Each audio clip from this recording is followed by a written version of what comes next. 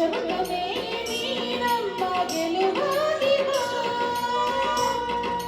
ಗುರುಕುಲಕ್ಕೆ ವರವಾಗಿ ಕುರಿತೋರೋ ಗುರುವಾಗಿ ಗುರುನೀನು ಎಂದೆಂದೂ ಕರುಣಾಳು ಬಾಬಂದು ನೀನಮ್ಮ ಗೆಲುವಾಗಿ ಬಾ ದಶಮುಖನೇ ನೀನಮ್ಮ ಗೆಲುವಾಗಿ ಬಾ.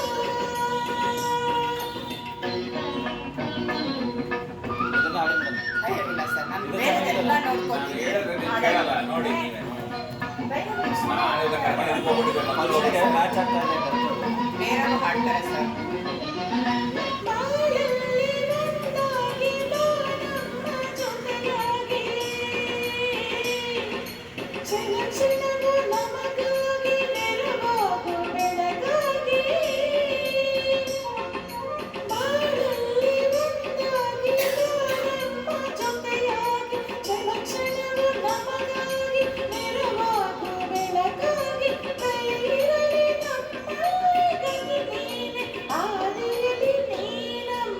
ಗೆಲುವಾಗಿ ಬಾ ದಶಮುಖನೇ ನೀನಮ್ಮ ಗೆಲುವಾಗಿ ಬಾ.